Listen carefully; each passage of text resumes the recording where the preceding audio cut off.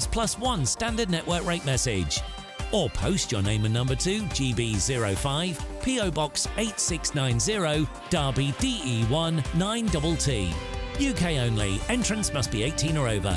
Lines close at 5 p.m. on the 31st of May. Full terms and privacy notice at gbnews.com/win. Please check the closing time if listening or watching on demand. Good luck. In the GB newsroom, we bring you the news as it happens. With our team of dedicated journalists across the UK, GB News brings you accurate reporting of the day's topical agenda.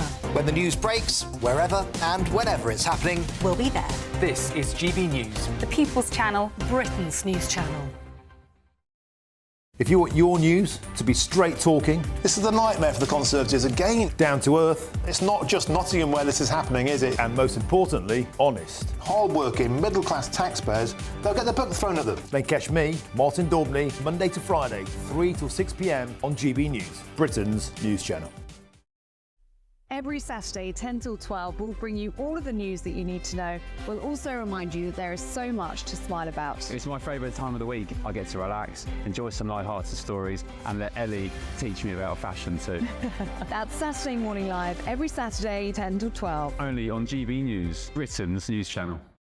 Join me, Camilla Tominey, every Sunday at 9:30 when I'll be interviewing the key players in British politics and taking them to task. This report basically says that he's not fit to stand trial. With an upcoming election looming over Westminster, now is the time for clear, honest answers. I agree. And that's precisely what I'll get. Is he indecisive? Incompetent? That's the Camilla Tominey Show at 9:30 every Sunday on GB News, the People's Channel, Britain's election channel. We're GB News, and we come from a proud tradition of British journalism. That's why I'm so excited to be here. It's something so new. The first news channel to be launched in Britain in over 30 years. Launched to represent the views of the British people. To go where other broadcasters refuse to go. How did you find out about the story in the first place? Launched with one aim. To be the fearless champion of Britain. It's an absolutely fantastic atmosphere here. This is GB News. The People's Channel. GB News, Britain's news channel.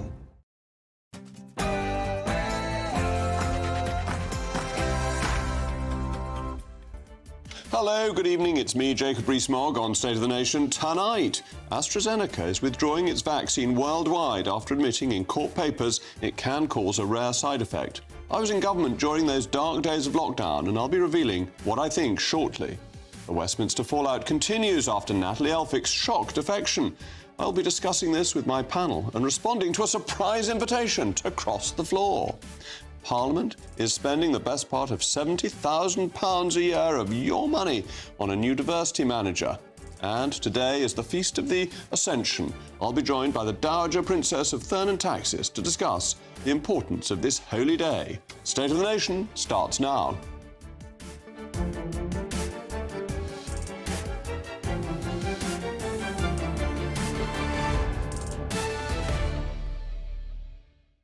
I'll also be joined by a stunningly intellectual panel this evening. GB News' senior political commentator Nigel Nelson and Catherine McBride, economist and fellow at the Centre for Brexit Policy.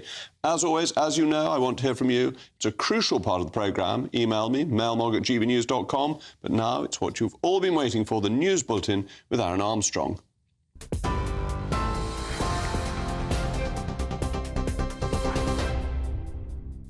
Thank you, Jacob. It's 8:01. I'm Aaron Armstrong. The Chancellor has cautioned the Bank of England against cutting interest rates too quickly.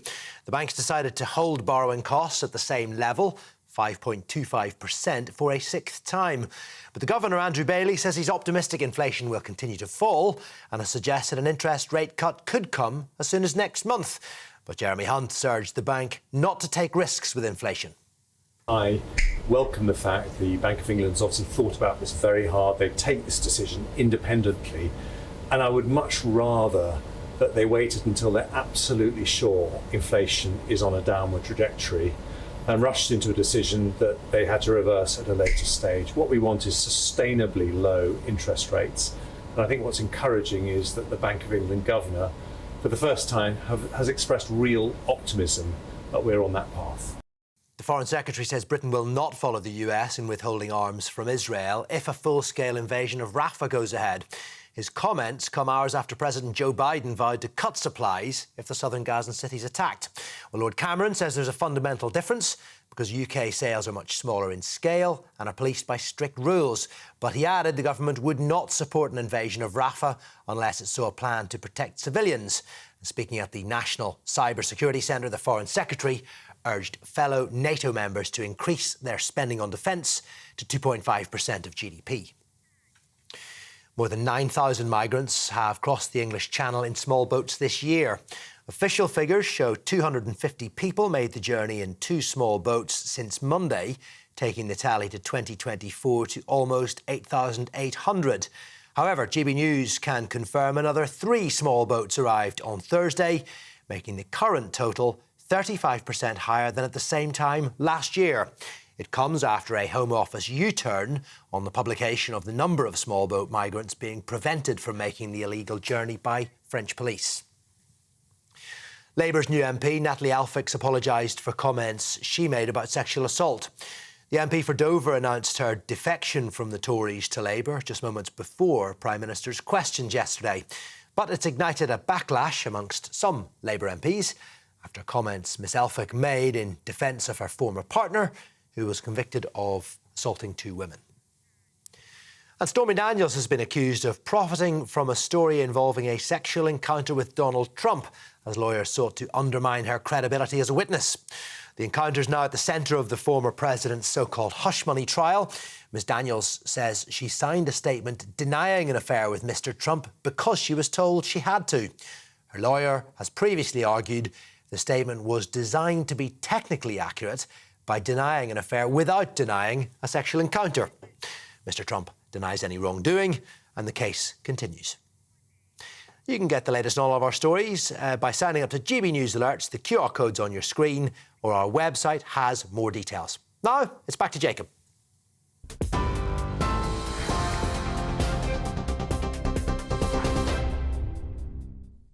Welcome back to State of the Nation. Today, I want to use the news that AstraZeneca has begun a worldwide withdrawal of its COVID vaccine. Talk to you about the importance of honesty, frankness in government. AstraZeneca has said the withdrawal was a commercial decision. But whatever the truth, the move has come only days after the company admitted, for the first time, that its vaccine could, in very rare cases, cause fatal blood clots. I firmly believe the rollout of the vaccine was the right decision. It was an intervention that saved many lives and helped pave the road out of lockdown. However, the government labelled the vaccine as safe and effective, and those who did not want to take it were threatened with the loss of basic freedoms and liberties. The vaccine was and remains, for the overwhelming majority of the population, safe. Yet we've always known that all medical interventions carry some form of risk. We know it now and we knew it then, and these were downplayed.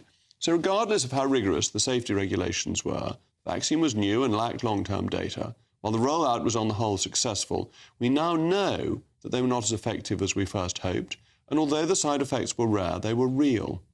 A well-intentioned government was using an element of coercion to increase vaccine take-up, and therefore the second-order effects of a lack of transparency have been damaging to confidence and have encouraged some of the conspiracy theories. So while over-egging the pudding may solve a problem in the short term, it can create more in the long term. This is true in human affairs generally, from personal lives to the administration of nations and empires.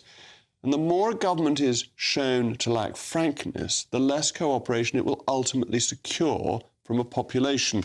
And this could have very serious consequences if, for example, a contagion more serious, more deadly than COVID-19 were to hit these shores, people would be less likely to listen to what the governments say. And it encourages, as I mentioned, conspiracy theories. Many people write to me about these conspiracy theories of things that really weren't happening. But when the risks are downplayed, people are more likely to believe in it. And the danger of conspiracy theorists and these theories is it encourages people to assume that the truth is routinely hidden from it and that nothing is as it seems, which isn't generally true, partly because governments aren't clever enough.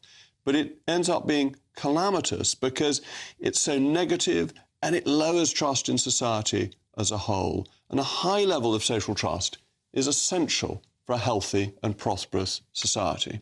So authorities should learn from this and should refrain from using the COVID response as a model for future crises. Individuals should be given the facts, the risks, as well as the good information to allow them to make their own choices. We should never have those sorts of lockdowns that people were terrified into. Parents must never again be banned from their children's funerals. And this goes for national government as well as bodies such as the World Health Organization. On the topic of the WHO, the government is absolutely right to refuse to sign up to its pandemic treaty, which would see us bound to share medical supplies in a global stockpile, undermining our national sovereignty and giving it to a body that just dismissed the risk of the COVID coming from Wuhan and from a laboratory in Wuhan, just dismissed it out of hand. It's an unreliable body to start with. In 2016, people voted for national sovereignty when they chose to leave the European Union. They don't want to give it up to a bunch of bureaucrats in the WHO. Enacting the will of the people is a step in the right direction for the restoration of trust and honesty and accountability in politics. As ever, let me know your thoughts, mailmog@gbnews.com. But joining me now is Professor David Strain, the Associate Professor in Cardiometabolic Health at the University of Exeter. Professor, thank you very much for joining me. Very grateful for your time. The risks of the vaccine are still very, very low, aren't they?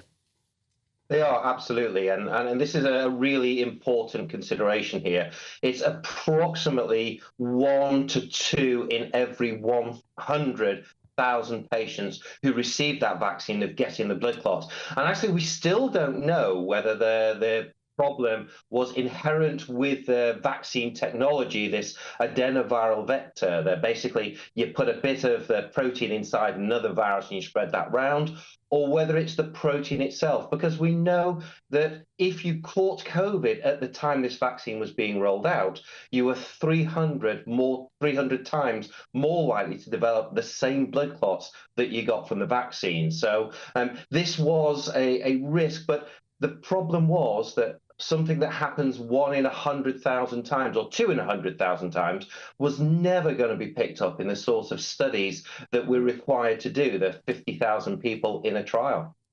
But do you think that the government was too optimistic, that it gave the impression that there was virtually no risk?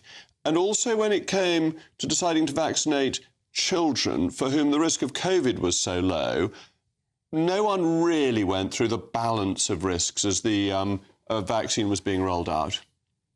So using the word safe with any medicine is always a dangerous thing to do. We never know the full risks. If you give a drug for 50,000 people in a trial, we have no idea of risks that are going to be 1 in a million or 1 in 100,000. We just won't pick them up in those trials.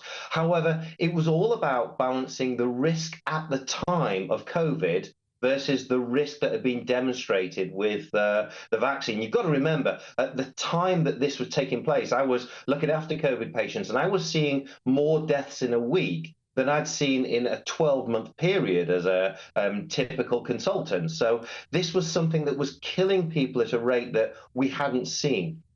When it comes to vaccinating... Go on. So, and that's so important, that the risk for people who are elderly or were ill in some way was absolutely negligible compared to the benefit, and millions of lives were saved by AstraZeneca. It's crucial to remember that, isn't it?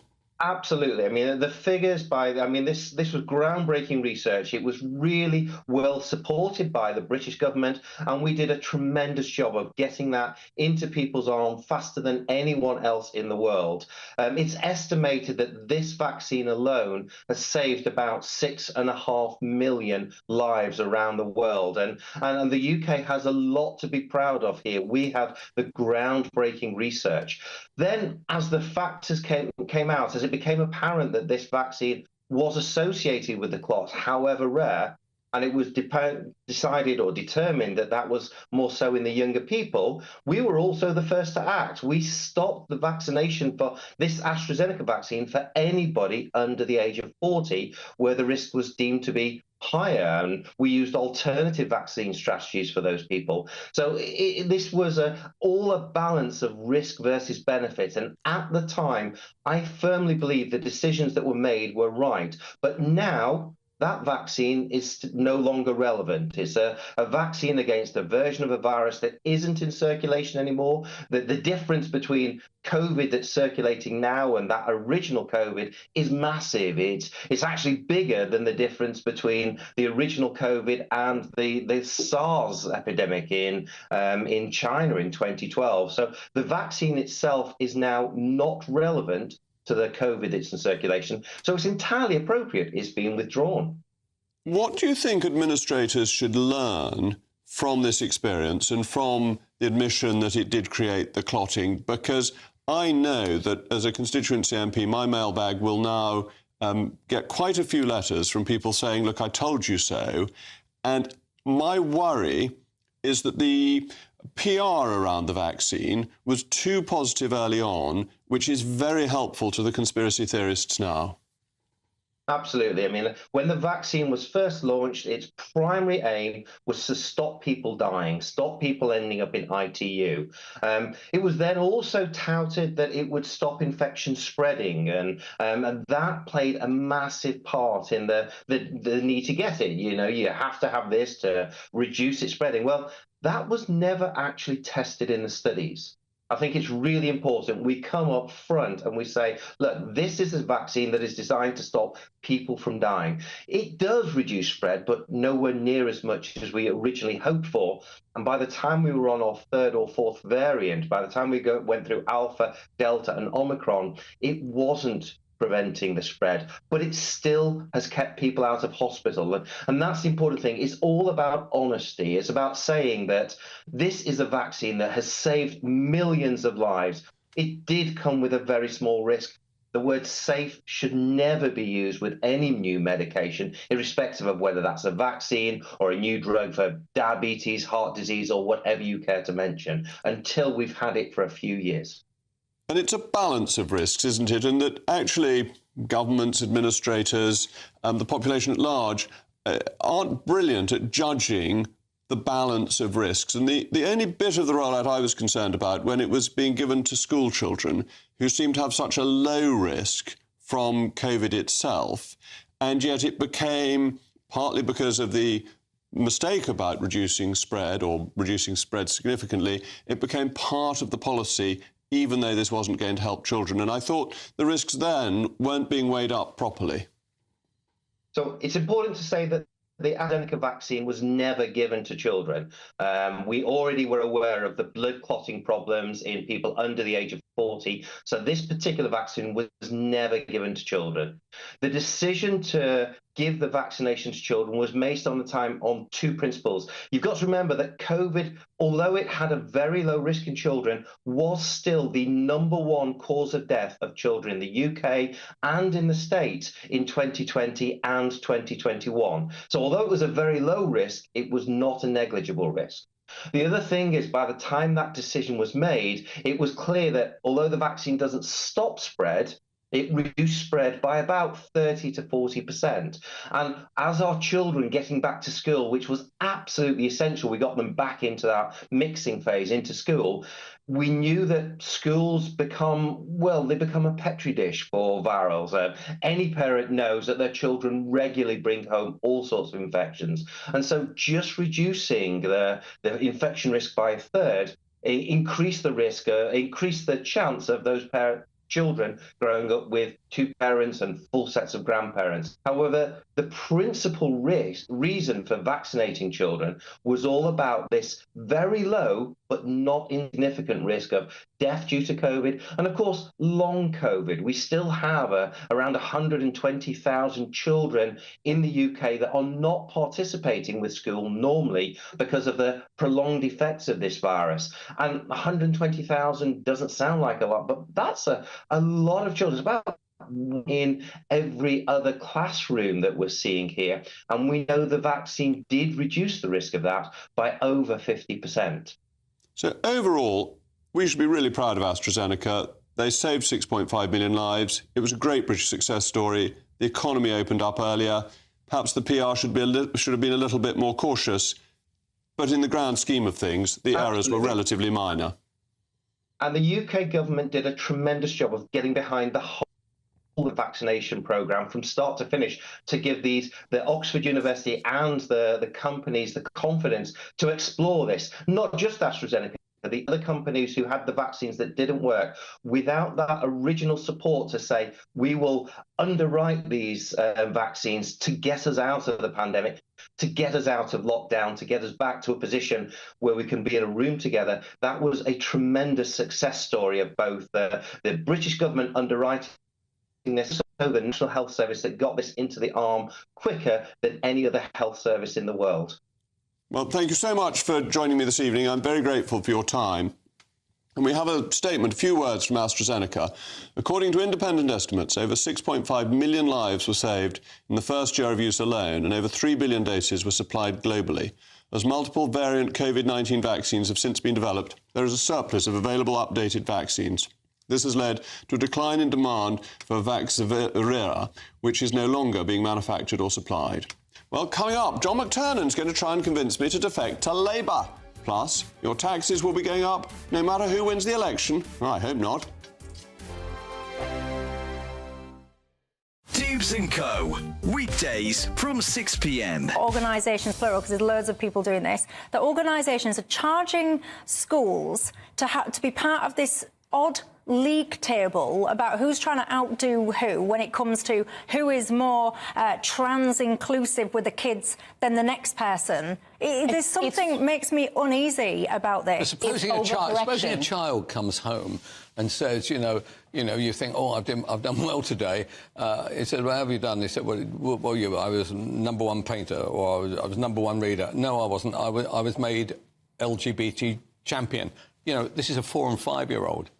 Look, I can understand this, actually, as we develop into the secondary school. I can understand more debates taking place. I cannot understand why we have to thrust it at young children. And I think if you ask the parents, they'd be hostile to it. And what about the role the teacher has to play in all this? Society has been one way, the pendulum is swinging the other way, and they're pushing it very far in order to kind of proliferate change. Mm-hmm. And this is probably the toughest period in that evolutionary process, because the LGBTQ plus community is saying that you've got to really rage against the machine to get people to listen. Because put it like this now, even this conversation, the whole country is listening, the whole world is listening. These are the kinds of eyeballs and ears they haven't had before. And there's going to be friction. There's going to be a locking of heads in the process to getting to a point where you establish a new equilibrium where they feel more incorporated. Like I've said, the greatest force of allies that the LGBTQ plus community has always had is heterosexual women. What you're moving towards now is doing things that is beginning to turn them from allies into people who feel that, oh, for you to thrive, I'm being deprived, and that's a problem. When they realise you're alienating allies, they will understand you've got to recalibrate to have that kind of understanding between both parties. In the GB newsroom, we bring you the news as it happens. With our team of dedicated journalists across the UK, GB News brings you accurate reporting of the day's topical agenda. When the news breaks, wherever and whenever it's happening, we'll be there. This is GB News, the People's Channel, Britain's news channel. If you want your news to be straight talking... This is a nightmare for the Conservatives again. Down to earth. It's not just Nottingham where this is happening, is it? And most importantly, honest. Hard-working, middle-class taxpayers, they'll get the book thrown at them. Then catch me, Martin Daubney, Monday to Friday, 3 till 6 p.m. on GB News, Britain's news channel. Weekdays on GB News. Wake up to breakfast every day from 6 a.m. Followed by Britain's newsroom at 9:30. At noon, it's Good Afternoon Britain. Followed by Martin Daubney from 3 p.m. Only on GB News, the People's Channel, Britain's news channel.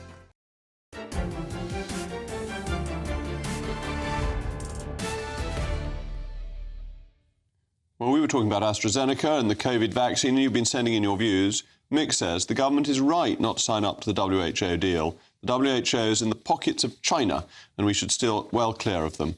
Robert, the COVID vaccines were needed, but they were rushed out for obvious reasons. Therefore, they carried risk. People must always be given the right to refuse them.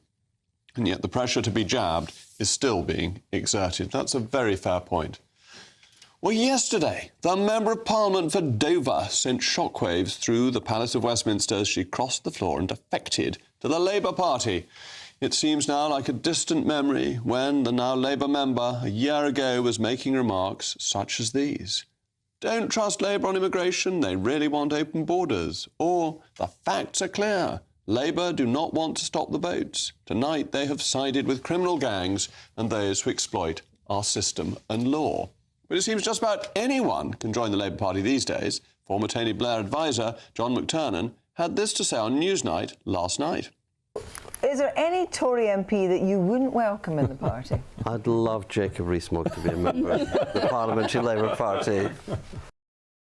Well, the Labour Party has seemingly drawn the line at allowing Nigel Farage into the party. However, I'm joined now by the man himself, John McTernan. John, thank you very much for joining me.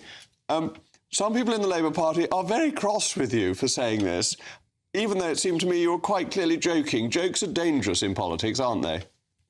Oh, look, some people shouldn't be in politics if they can't take a joke. And nobody should be in politics who can't make fun of themselves, in my view. Well, no, I think that's right. But thank you for the invitation. It may not surprise you to know that I'm not going to take it up. But do you really want anyone from the Tory party to join who's criticised your leader so much and strongly opposes so many Labour policies? I mean, we have members of the Parliamentary Labour Party, like John McDonnell, who voted hundreds of times against Tony Blair and never, I think, has said a kind word about him. So we are a tolerant party and a broad church party. But I suppose the point I was trying to make is there comes a moment in the life of all governments when they seem to have lost their way and people seem to be drifting off to resign, to stand down, to whatever. And then a party like Labour, an opposition party, really should be going, if you want to come to us, we'll treat you kindly, we'll be nice to you, we won't abuse you, we won't shout at you, because we want to show to the country we are a big, broad party. And for most people, last night, they heard a headline. They heard that the Dover MP, a Tory MP, had defected to Labour because she thought that the government had failed to stop the boats. And that, I think, reinforces the feeling they have about Labour and about the government, and that's why we did it. And it is eerily reminiscent of 96 and 97, isn't it, when a number of Tory MPs crossed the floor and joined Labour? Yeah, no, it's got a feel about it. It's funny, there's sometimes people say that Keir Starmer is not like Tony, there's not an enthusiasm, but his pledges and policy are quite cautious, like Tony's were.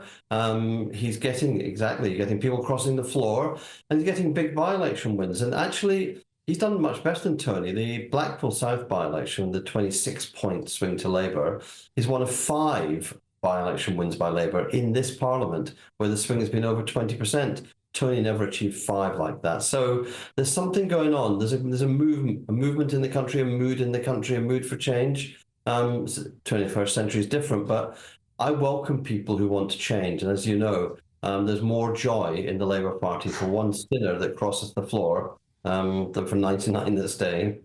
Well, excellent. And thank you very much for your time this evening, John, and for winding up the po-faced brigade, which is one of life's pleasures. Joining me now to discuss this is my panel of GB News' senior political commentator, Nigel Nelson, and Catherine McBride, economist and fellow at the Centre for Brexit Policy. Nigel, you're known the Labour Party all your life. Is there any limit on who you would have in the Labour Party? Well, I don't think that Natalie Elphicke would have been on my list of Tories at the moment who might find a comfortable fit with Keir Starmer's Labour Party. So it took me by surprise yesterday.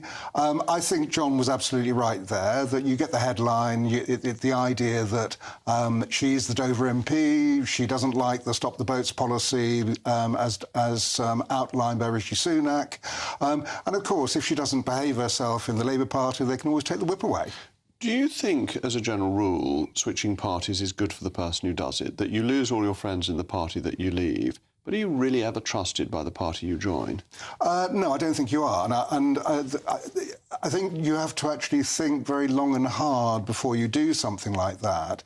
I also think it should be put to the test at a by-election. I think anyone who changes parties should at least allow the voters a chance to say whether they approve or not. Well, that's what I was going to ask Catherine, because it seems to me the thing about changing party is it is such a betrayal of your activists who delivered all the leaflets for you, and more importantly, your voters who put you there as a Conservative. People in Dover didn't vote for Natalie Elphicke. People in North East Somerset don't vote for me. They vote for me as a means to an end, not as an end in itself.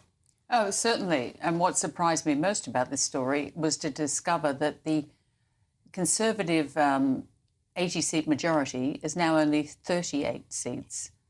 And you think, well, there have been a couple of defections. There have been a few people, a lot of by-elections lost, and a few people sort of peeling away for other reasons. And it is, I agree with you, and I think this should have happened during the May administration when quite a few people were leaving the party then and setting up their own parties. Because you're right, people do vote for the party. They can like their MP a lot, but in the end, they vote for a Conservative. They didn't vote for someone from Labor. And it's a betrayal. Yeah, because there was a Labor candidate. They could have voted. They could have voted person, for the Labour candidate, and they didn't. You know, but the weird thing is, she's standing down at the next election. So I really don't understand what she was trying to do. Well, that's the hard question. Why does somebody do this? I think almost everybody who defected when Blair was about to become Prime Minister end up with a peerage.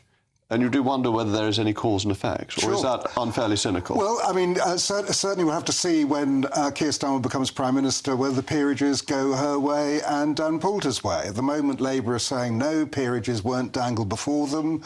I think until we see how Natalie Elphicke behaves, we'll have to assume she has had a Damascene conversion and she will advise Keir Starmer on housing policy. Well, that'll be interesting to see. In other news that also seems to illustrate the lack of differentiation between the two political parties at the moment, economists at the National Institute for Economic and Social Research have warned that in the event of either party winning the election, taxes will have to go up. The problem seems to lie in the fact that both parties have promised to follow the fiscal rules policed by the ABR, which ultimately acts as a constraint around the Chancellor's neck. Well, back to my panel, Catherine. We've got to be a tax-cutting party in the Tories, otherwise we'll nurse the point of us. Well, taxes don't have to go up. When you look at quite good OBR figures on the productivity of the public service, there is a huge amount that can be improved there. And that is something that people have to, both parties have to think about. But I know that there has been various public servant groups have refused to do what they're being asked to do by the government. There are a lot of problems with the way we're spending the money. So you don't have to put taxes up. You need to get spending under control. You need to get spending under control. Mine did help if we had a Chancellor who was actually keen on interest rates. I don't know if you saw what he had to say. I did. Well, that's ridiculous, isn't it? Well, yes, and also because the longer the interest rates stay high, the worse that is for the economy. Not only will it help businesses get going, and then you wouldn't have to put up taxes because we get growth back in the economy, but also the US is unlikely to cut their rates at the moment because they have a massive fiscal stimulus program going on there.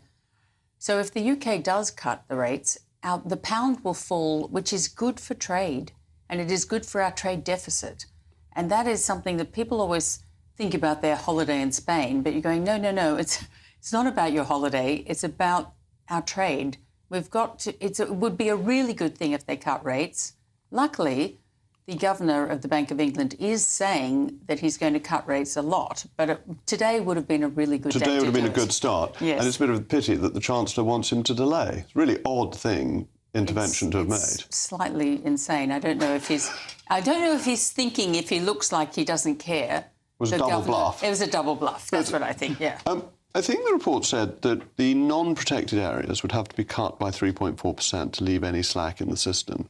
Does this mean that if there's a Labour government, it really will have to raise taxes to pay for all the expenditure promises that aren't enunciated line by line, but are implicit in how Labour wants to change public services? Well, at the moment, there's an awful lot that you've done to increase that burden. So, what this report seems to show to me, even if it was a quarter right, is that Jeremy Hunt was being incredibly reckless by cutting national insurance as he did. He was salting the earth by using non-dom abolition of their non-dom status to try and fund his tax cuts, where it could have gone on the public services it should have done, 2 million extra NHS ops and so on. But Rachel Reeves supported the budget in the end, didn't she? Well, I mean, she voted. They didn't vote against it. They didn't vote against it. But what Jeremy Hunt did was take away one of the key planks that she would have funded, improving the NHS. Why didn't she oppose it then? Well, why didn't she say, I want this money for the NHS? She did. I mean, she did say she can't have it twice. No, she can't have it twice. But Labour didn't vote against the point I'm making is that if Jeremy Hunt had done some good with that extra money that he'd got... Well, he has. He's given it back to people. So we keep our own money. Cuts. Yeah, but typical socialist. Money's not spent better by the Labour Party than by better individuals. To spend it on the NHS. And so when you come back to your original question, the danger, of course, is public services will end up suffering. I think Catherine's right. We need better productivity. Anyway, thank you to my panel. That was slightly unfair of me on Nigel. Anyway, not next week, immediately next, we'll be talking about Parliament spending the best part of £70,000 on a university manager. Plus, the head of British Gas wants to make smart meters mandatory. I'll be giving you my view on that, but you can probably guess.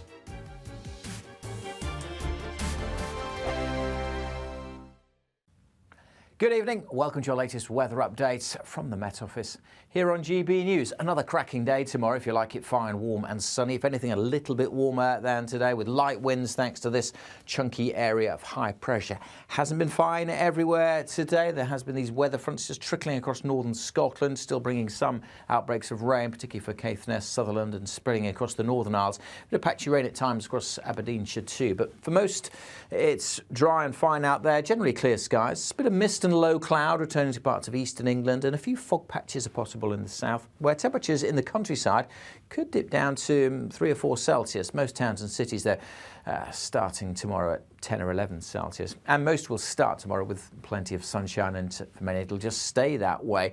We will see again some misty conditions around a few coasts, particularly perhaps East Anglia, east coast of Northern Ireland, southwest Scotland, and a bit more cloud moving into the Western Isles through the day. But any early rain across Shetland should clear. For most, it's fine, sunny spells and warmer than today, 21 to 23, maybe 24 or even 25 in 1 or 2 locations. Another fine day to come on Saturday. Again, the possibility of some mist and low cloud affecting eastern coast. A small chance of 1 or 2 isolated but heavy showers over northern England and southern Scotland. But for many, fine again. And if anything, a little warmer, 24, 25 degrees, a little cooler around some coasts. Goodbye. GB News is the home of free speech. We were created to champion it, and we deliver it day in, day out. Free speech allows us all to explore and debate openly the issues most important to us, our families, and of course, the British people. Having challenging conversations to enlighten each other. Which is why we hear all sides of the argument. We are the People's Channel. We will always stand by the freedom to express yourself. On TV, radio and online. This is GB News, Britain's news channel. I'm Christopher Hope. And I'm Gloria Di Piero, bringing you PMQs live here on GB News. Whenever Parliament is in session on a Wednesday at midday, we'll bring you live coverage of Prime Minister's questions. We'll be asking our viewers and listeners to submit the questions that they would like to put to the Prime Minister, and we'll put that to our panel of top politicians in our Westminster studio. That's PMQs live here on GB News, Britain's election channel. Are the newspapers getting you down? My wife didn't divorce me that month. Struggling to separate the wheat from the chaff? I know that it's a bit of a circus at the best of times. Well, don't worry. Headliners has got you covered. We'll take the burden of reading the day's news, and if we get depressed, who cares? It's an occupational hazard, frankly. That's Headliners on GB News from 11 p.m. till midnight, and the following morning, 5 till 6 a.m. on GB News, the comedy channel. Nah, just kidding. Britain's news channel.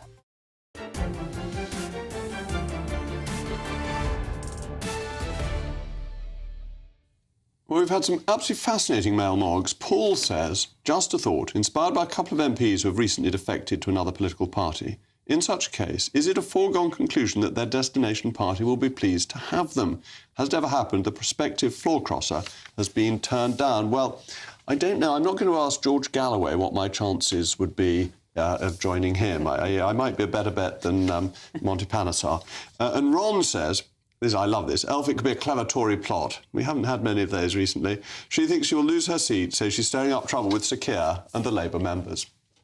The economy's growth is sluggish, as are wages. Homes are unaffordable and the tax burden is approaching a 70-year high. But I may have the answer for you. Apply for a job as a senior diversity and inclusion manager at the House of Commons or Lords. And you could earn yourself nearly £70,000 a year, putting you in the top 10% of earners in the United Kingdom. Of course, I'm being facetious, but in spite of the Chancellor's supposed war on waste, the Houses of Parliament are advertising for these jobs that are, of course, paid for by you. Well, my panel is still with me.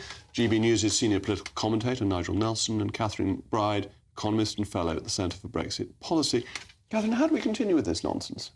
I have no idea, because once you've said we don't need this, the House of Parliament is a very diverse place. The Conservative Party is a very diverse place. So is the Labour Party. And so why do we need this? What do they do? This is the million-dollar question. What do you do for £70,000? What you do is you manage inclusion and diversity, and the question comes down to... What does that mean? Well, what it means is that you get fresh ideas. That if you can have a diverse and inclusive workforce, you get more innovation, fresh ideas. But come around the House of Commons. You've got a very diverse workforce in the House of Commons. Yeah, but it also has to be managed. So what you need it has to be managed as a workforce, but you don't need to manage the diversity and inclusion. But you don't believe in inclusion and diversity anyway. I believe in good quality people getting through. Right. And the House of Commons has really first-class people working there. It does indeed. From all sorts of backgrounds. It does indeed. But you're talking about something like 10,000 people on the parliamentary estate, so all that needs managing. And if you've got inclusion and diversity one policy, of the least diverse, the press gallery. It's getting better. Oh, is it? Whereas across the parliamentary estate, the people actually employed by Parliament on merit are very diverse. Why do they need to be lectured on this? Exactly. And they're there because they're the meritocracy. You know, they got there because they're good at their job. And the idea that we're now going to have box ticking and it'll be, well, you're very smart, but sorry, you don't fit our diversity profile, so you can't come in. That's the worst kind of discrimination. And that's also getting the wrong people into the House. But these people are replacing people already there, so it's not an extra cost to the taxpayer, it's a continuing one. But you could save £70,000 a year, which is surely a good thing to do. But the whole point, the reason that we talk about a diverse House of Commons, diverse House of Lords, is because you've got inclusion and diversity policies. I don't think that's true. I think you've got it because actually it has employed people who are capable. I don't think there are people working in the House of Commons who have had positive discrimination in their favour. The Speaker, the previous Speaker... anyway to positive discrimination, John Bercow tried this. Do you remember when he tried to get in a clerk who was a catering assistant from Canberra? That, yes. And it was a disaster because the clerkly task is one that requires people to understand Parliament. But there were square pegs and round holes, wasn't there? There was not the fit there. But one of the reasons I think Parliament is so diverse with so many people is because they've got these inclusive policies. And the fact that Jeremy Hunt wants to end it in the civil service, that's fine. But fortunately, Parliament is not answerable to government. Well, this is part of the problem, because Parliament can spend whatever money it feels like, and the taxpayer just picks up the tab. So there's no proper control. It's why Victoria Tower, not the Victoria Tower, the Elizabeth Tower had such an enormous overrun. It spends money like water because it can. I don't know how to answer that, other than as a taxpayer, I'm shocked. But I cannot see that we need, the UK workforce is incredibly diverse, and I think most of it happened by accident rather than by design, and I really don't think we need these managers. All right. Now, the chief executive of Centrica, the firm that owns British Gas, has suggested that smart meters ought to be made mandatory. When speaking to the Energy Select Committee, Chris O'Shea explained the policy would help create a smart grid that would help keep costs low for everyone. Except, of course, Mr O'Shea is wrong. And Mr O'Shea is a very impressive man. Of all the people I dealt with in government, he was one who I thought was particularly able, thoughtful and good at his business. But here, he's got the wrong end of the stick because 4 million smart meters don't work properly, which means you could be overcharged. But that's not the point. Fundamentally, smart meters are anti the free market and anti-business. If demand increases, what ought to happen is that the business should increase supply. That's how markets work, to meet the needs of the customer at the time the customer wants to use it. Smart meters are about rationing, as in the wartime, if you've got a short supply, and it's being done because of a misplaced green agenda, and it will mean you pay higher prices not lower prices. It's a racket, so I would discourage anybody from installing a smart meter that may not work, and I'd encourage businesses to focus on their customers and shareholders rather than green ideology. But back to my panel. Nigel, you're much more in favour of this green ideology than I am. I'm in favour of net zero. However, I do agree with you on smart meters, but actually for a different reason. I just don't trust the energy companies, and the danger of them. The advantages obviously are you can green the grid by getting more renewables in it, and for the customer it is you can keep an eye on your consumption and don't have to do meter readings. That's the plus side. Minus side, you mentioned the fact that some of them don't work. That's not very helpful.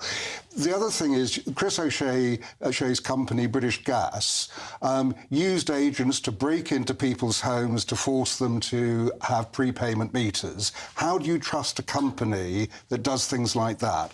If these smart meters come in, you could end up with surge pricing. So instead of your off-peak and peak charges, they'll hit you when Christmas time, they'll hit you when we're all having a shower, something like that. And if you had a nationalised energy sector, I would trust it more than people who make profits. Right, well, I certainly wouldn't trust a nationalised energy sector.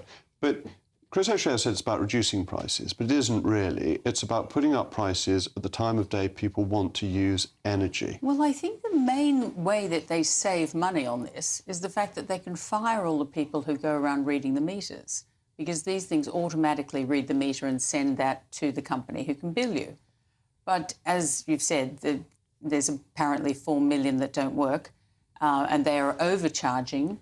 And someone once said, why don't they never not work and undercharge? And it's like, well, they probably do. There are probably some of those that we don't know about. But that also means that eventually you get a massive bill. Well, if you've got one that undercharges, you probably don't tell the gas company, do you? Whereas it overcharges, until they you're quite realise, sensitive to it. and then they send you a bill for £1,000 or something. So it's not a good thing to have one undercharging you either. But it's a really weird approach to the market that companies want to provide the supply that their customers demand at as low a possible price. Whereas you get the energy market and the water market, they don't want to supply you with the goods. That's just weird. Well, in electricity, you can encourage people to, say, turn on the tumble dryer in the middle of the night, like before you go to bed, turn that on, fine. So you can stretch out your electricity use, but you can't with gas. The whole country turns on its heating at sort of 6 in the morning and turns it off when they go to work at 8, and then it turns on again in the evening. And this is during the winter, and then summer comes and we all turn it off completely and just cook with gas. But also it's much easier with gas because electricity has to be balanced second by second, whereas gas is balanced over the course of 24 hours. So it's not the same pressure on balancing it. There's nothing he can do to make me turn on my heating at 3 o'clock in the morning.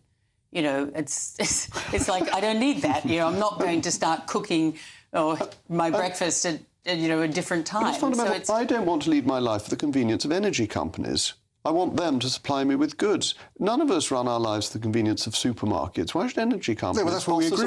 We do. That's where we agree. Nigel's coming over the Tory party. That's going to be our next conversion. Anyway, thank you very much to my panel. Coming up next, I'll be joined by the Dowager Princess of Thurn and Taxis to discuss today's feast of the Ascension. Plus, we'll be finding out what's coming up with Patrick Christys.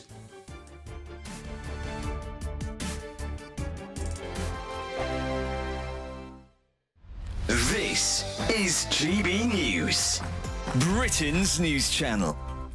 Between 1955 and 1989, an average of 55 nuclear tests were conducted across the globe each year. More than 30,000 young British and Commonwealth servicemen served at British test locations in Australia and the Pacific Ocean. But in the years since, those who were involved say they've been ignored and lied to about their exposure to radiation. For decades, Lab Rats International has represented the millions across the world exposed to fallout from the testing programmes and the families who still suffer today from illness and deformities. Last year, the government unveiled the Nuclear Test Medal, recognising the military, civilian and overseas staff and personnel who participated in Britain's nuclear testing programme in the 1950s. But for Lab Rats founder Alan Owen, whose own father was a nuclear test veteran, the work is only just beginning. In September, they launched a legal challenge to the Ministry of Defence to provide the test veterans full medical records, which they say they've been denied access to. We sit in this bubble as the nuclear test veteran community, fighting against the establishment. And they will say, you know, ministers will go in Parliament and say, all you've got to do is apply for your medical records and they'll give them to you. You know, it just doesn't happen. It's not a reality. They're not there to as easy, as accessible as just applying. They will fight you all the way. They will delay it. In response, a government spokesperson said, "We are grateful to all service personnel who participated in the British nuclear testing programme, which is why we have formally recognised them with an official medal. Nuclear test veterans who believe they have suffered ill health due to service have the existing and long-standing right to apply for no-fault compensation under the War Pensions Scheme." The fight for these veterans and their families lives on, because thousands who came before never got the recognition and justice for their service. I'm Patrick Christys. Every weeknight from 9, I bring you 2 hours of unmissable, explosive debate and headline-grabbing interviews. What impact has that had? We got death threats and the bomb threat and so on. Our job is to do what's in the best interest of our country. You made my argument for me. My guests and I tackle the issues that really matter, with a sharp take on every story. I'm hearing it up and down the country. That was a beginning, not an end. Patrick Christys tonight from 9 p.m. only on GB News, Britain's news channel. Weekdays on GB News. Wake up to breakfast every day from 6 a.m. Followed by Britain's newsroom at 9:30. At noon, it's Good Afternoon Britain. Followed by Martin Daubney from 3 p.m. Only on GB News, the People's Channel, Britain's news channel.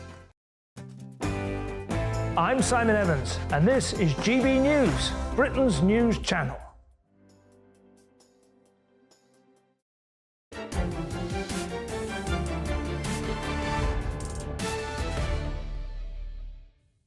Men of Galilee, why do you stand and stare? Today marks the 40th day since Easter Sunday and the time we pause to celebrate the Feast of the Ascension, this holy day that celebrates the ascension of our Lord into heaven following his resurrection. In the Eastern Church, this feast was known as analepsis, which translates to the taking up, demonstrating that by ascending into his glory, Christ completed the work of our redemption. His Holiness the Pope tweeted today, "The Ascension shows Jesus is alive among us in a new way. He is now present in every place and time and is close to each of us. We are never alone. We have an advocate who guides us, waits for us and defends us."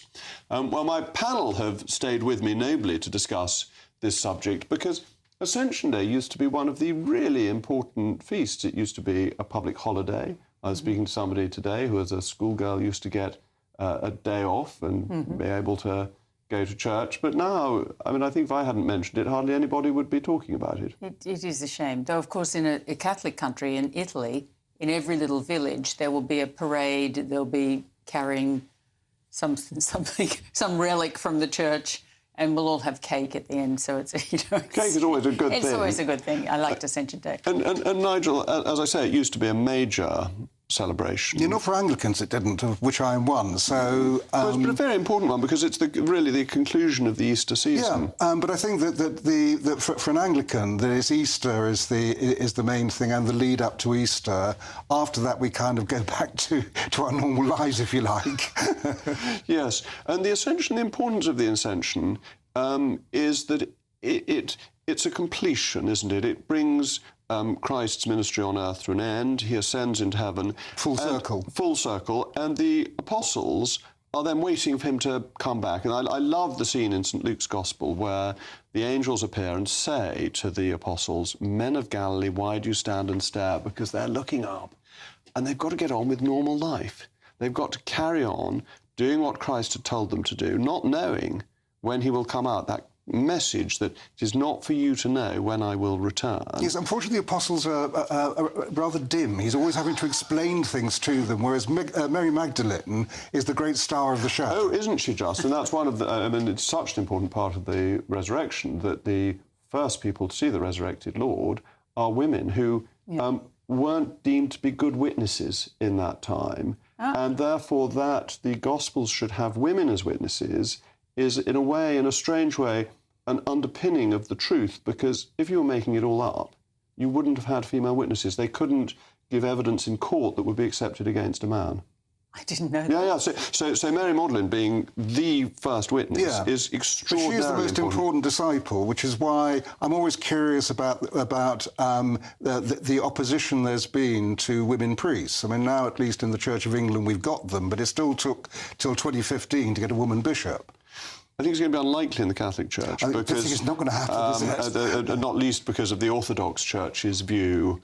And the Catholic Church would like to have a unity with the Orthodox, and the Orthodox aren't going to change. And I mean, on Mount Athos, you're not even allowed to take the chicken. Given on the biblical evidence, I would have thought that the Church ought to pay much more attention to women than it does. Well, the Catholic Church does, because there's such an enormous devotion to Our Lady. Yes, but not when it comes to the church structure. So in the early days of the Church, women were able to preach, and all that was taken over by around the 4th century. Up to point, St Paul is very against women preaching. Well, St Paul's a misogynist. Well, I'm not sure he is, but he views people... And he says that husbands have to look after their wives. He's very clear about that. But he's not at all in favour of their preaching.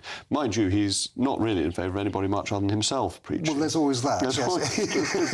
His wonderful line on... he wasn't the most pleasant man, was he? Well, he's a rather great man, but there's a wonderful line of his on speaking in tongues, where he says, well, of course I can do this whenever I feel like it, but it's really not the best thing to do, so I'd rather you didn't. Yeah. And I like his But he'd rather everyone was celibate, and he didn't seem to oppose slavery too much either. And this... Oh, he does. No, his letter to Philemon is saying that you should release Onesimus as a Christian, that's right. but under the law you don't have to. Yes, that's right. It's quite nuanced, I think. But he also makes the point about slaves owe a duty to their masters, and masters owe a duty to slaves. And husbands to wives and wives to husbands. If you retranslated that to employer and employee, you might be able to bring it up to date. Well, that's a very interesting thought on the Feast of the Ascension, which also it happens today to be the birthday of Archbishop George Stack, who is a very formidable bishop in Cardiff, or was until he retired, so I wish him a very happy birthday on the Feast of the Ascension.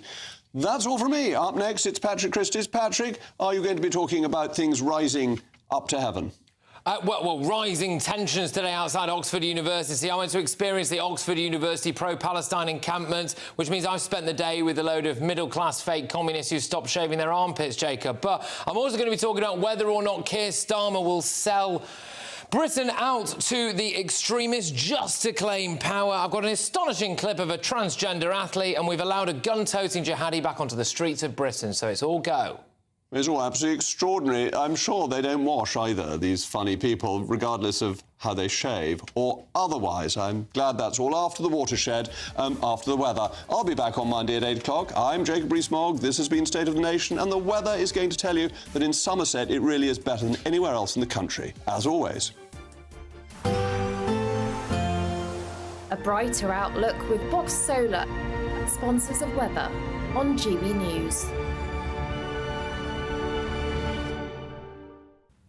Good evening. Welcome to your latest weather update from the Met Office here on GB News. Another cracking day tomorrow, if you like it fine, warm and sunny. If anything, a little bit warmer than today, with light winds thanks to this chunky area of high pressure. Hasn't been fine everywhere today. There has been these weather fronts just trickling across northern Scotland, still bringing some outbreaks of rain, particularly for Caithness, Sutherland, and spreading across the Northern Isles. A bit of patchy rain at times across Aberdeenshire too. But for most, it's dry and fine out there. Generally clear skies. A bit of mist and low cloud returning to parts of eastern England, and a few fog patches are possible in the south, where temperatures in the countryside could dip down to 3 or 4 Celsius. Most towns and cities, though, starting tomorrow at 10 or 11 Celsius. And most will start tomorrow with plenty of sunshine, and for many it'll just stay that way. We will see again some misty conditions around a few coasts, particularly perhaps East Anglia, east coast of Northern Ireland, southwest Scotland, and a bit more cloud moving into the Western Isles through the day. But any early rain across Shetland should clear. For most, it's fine. Sunny spells and warmer than today, 21 to 23, maybe 24 or even 25 on 1 or 2 locations. Another fine day to come on Saturday. Again, the possibility of some mist and low cloud affecting eastern coast. A small chance of 1 or 2 isolated but heavy showers over northern England and southern Scotland. But for many, fine again. And if anything, a little warmer, 24, 25 degrees, a little cooler around some coasts. Goodbye. Looks like things are heating up. Boxed boilers, sponsors of weather on GB News.